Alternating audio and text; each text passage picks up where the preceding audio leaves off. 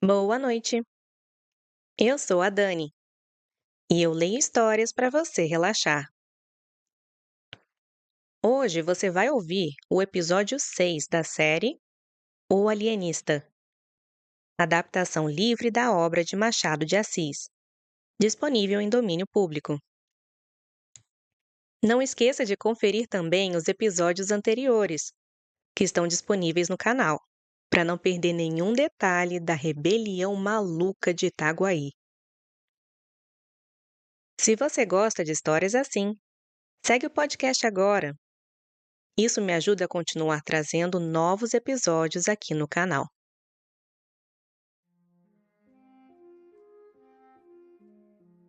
Capítulo 8. As angústias do Boticário. 24 horas depois dos acontecimentos narrados no capítulo anterior, o barbeiro deixou o Palácio do Governo, nome dado à Casa da Câmara, acompanhado de 2 ajudantes, e dirigiu-se à residência de Simão Bacamarte. Não ignorava que seria mais adequado mandar chamá-lo, mas o receio de que o alienista não obedecesse levou-o a agir com aparente moderação e tolerância. Não descreverei o terror do boticário ao ouvir dizer que o barbeiro ia à casa do alienista. Vai prendê-lo, pensou. E suas angústias redobraram. De fato, a tensão moral do boticário, naqueles dias de revolução, ultrapassa qualquer descrição. Nunca um homem se viu em situação mais difícil. A queda do alienista puxava-o para um lado. A vitória do barbeiro atraía-o para outro. Já a simples notícia da sublevação lhe abalara profundamente o espírito, pois sabia que o ódio ao alienista era geral. Mas a vitória final seria também o golpe decisivo. A esposa, mulher firme, amiga próxima de Dona Evarista, dizia-lhe que o seu lugar era ao lado de Simão Bacamarte, ao passo que o coração lhe sussurrava que não, que a causa do alienista estava perdida e que ninguém, por vontade própria, se prende a um destino condenado. Fê-lo catão. É verdade, pensava ele, lembrando algumas lições habituais do padre Lopes.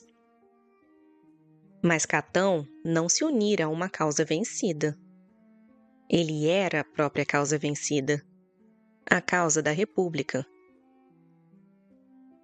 O seu ato, portanto, for egoísta, de um miserável egoísta. Já a minha situação é outra. Insistindo, porém, a mulher, não encontrou Crispim Soares outra saída em meio à crise, senão fingir-se doente. Declarou-se enfermo e recolheu-se ao quarto. Lá vai o Porfírio à casa do Dr. Bacamarte, disse-lhe a mulher no dia seguinte, à cabeceira da cama. Vai acompanhado de gente. Vai prendê-lo, pensou o boticário. Uma ideia trouxe outra. O boticário imaginou que, uma vez preso o alienista, viriam também buscá-lo a ele, como cúmplice. Essa ideia foi o melhor dos remédios. Crispim Soares levantou-se, declarou que estava bem e que ia sair. E apesar dos esforços e protestos da esposa, vestiu-se e saiu. Os antigos cronistas concordam em dizer que a certeza de que o marido tomaria uma posição honrosa ao lado do alienista consolou profundamente a esposa do boticário. E observam com razão o enorme poder moral de uma ilusão. O certo é que o boticário caminhou resolutamente para o palácio do governo, e não para a casa do alienista. Chegando ali, mostrou-se surpreso por não encontrar o barbeiro, a quem pretendia declarar sua adesão, não tendo podido fazê-lo na véspera por motivo de doença. Tossia com algum esforço. Os altos funcionários que o ouviam, conhecedores da intimidade entre o boticário e o alienista, compreenderam bem a importância daquela nova adesão e trataram Crispim Soares com especial atenção. Asseguraram-lhe que o barbeiro não tardaria. Sua senhoria fora à Casa Verde, em assunto de importância, mas logo regressaria. Ofereceram-lhe cadeira, refrescos, elogios. Disseram-lhe que a causa do ilustre Porfírio era a de todos os patriotas. Ao que o boticário ia repetindo que sim, que nunca pensara de outra forma, e que assim mesmo faria declarar a sua majestade.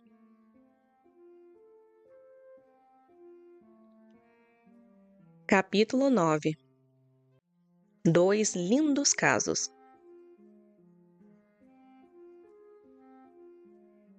Não demorou que o alienista recebesse o barbeiro. Declarou-lhe que não tinha meios de resistir e que, portanto, estava pronto a obedecer. Apenas uma coisa pedia: que não fosse obrigado a assistir pessoalmente à destruição da Casa Verde. Engana-se Vossa Senhoria, disse o barbeiro, depois de uma pausa. Engana-se ao atribuir ao governo intenções de destruição. Com ou sem razão, a opinião pública entende que a maior parte dos doidos ali recolhidos está em perfeito juízo. Mas o governo reconhece que a questão é essencialmente científica e não pretende resolvê-la por meios puramente administrativos. Além disso, a Casa Verde é uma instituição pública. Assim, a recebemos da Câmara dissolvida. Há, no entanto, por força das circunstâncias, a necessidade de uma medida intermediária que devolva tranquilidade ao espírito público. O alienista mal podia esconder o espanto. Confessou que esperava outra coisa. O arrasamento do hospício, a sua prisão, o desterro, tudo menos aquilo. O espanto de Vossa Senhoria, interrompeu gravemente o barbeiro, decorre de não considerar a responsabilidade do governo.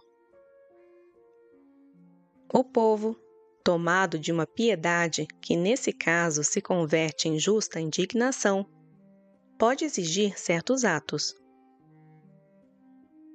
Mas o governo, consciente de seus deveres, não deve praticá-los integralmente. Essa é a nossa situação. A generosa revolução, que ontem derrubou uma Câmara desacreditada e corrupta, pediu em altos brados a destruição da Casa Verde. Mas pode o governo assumir o papel de extinguir a loucura? Não.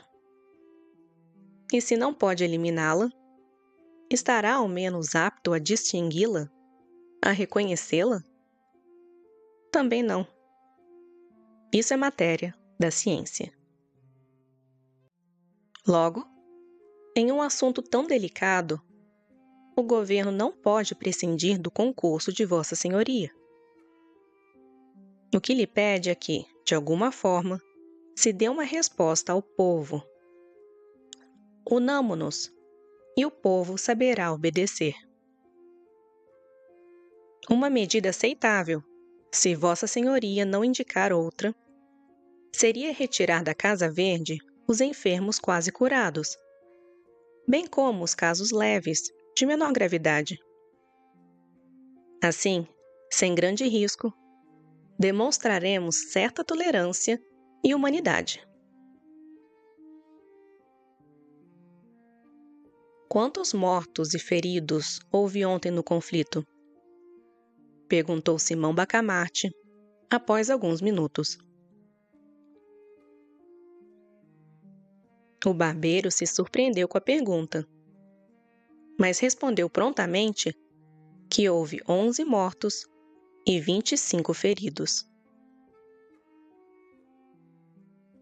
11 mortos e 25 feridos, repetiu o alienista 2 ou 3 vezes.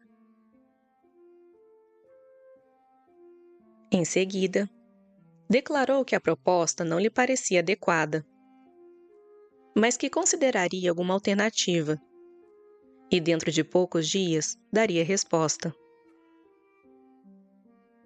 Passou então a fazer várias perguntas sobre o acontecimento da véspera.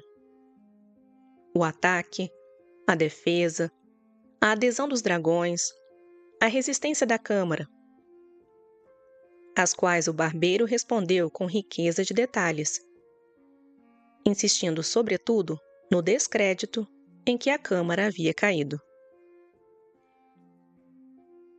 Acrescentou ainda que o novo governo não contava plenamente com a confiança dos principais homens da vila, mas que o alienista poderia influenciar muito nesse ponto. O governo, concluiu o barbeiro, ficaria satisfeito se pudesse contar ao menos, não já com a simpatia, mas com a benevolência do mais alto espírito de Itaguaí. E certamente do reino. Mas nada disso alterava a expressão firme e austera daquele grande homem, que ouvia calado, sem vaidade nem falsa modéstia, impassível como uma estátua. 11 mortos e 25 feridos, repetiu o alienista, depois de acompanhar o barbeiro até a porta. Eis aí 2 belos casos de doença cerebral. Os sintomas de duplicidade e falta de discernimento desse barbeiro são evidentes. Quanto à tolice dos que o aclamam, não é preciso outra prova além dos 11 mortos e 25 feridos. 2 belos casos. Viva o ilustre Porfírio! Bradaram cerca de 30 pessoas que aguardavam o barbeiro à porta. O alienista aproximou-se da janela e ainda ouviu esse trecho de uma breve fala do barbeiro às 30 pessoas que o saudavam. Porque eu vigio, vocês podem estar certos disso. Eu vigio pela execução da vontade do povo. Confiem em mim. Tudo se fará da melhor maneira. Recomendo apenas ordem. A ordem, meus amigos, é a base do governo. Viva o ilustre Porfírio! Repetiram as vozes, agitando os chapéus.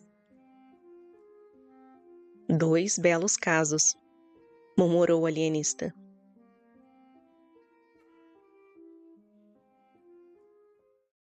Se essa história te fez companhia, siga o Boa Noite, Dani, para ouvir muito mais.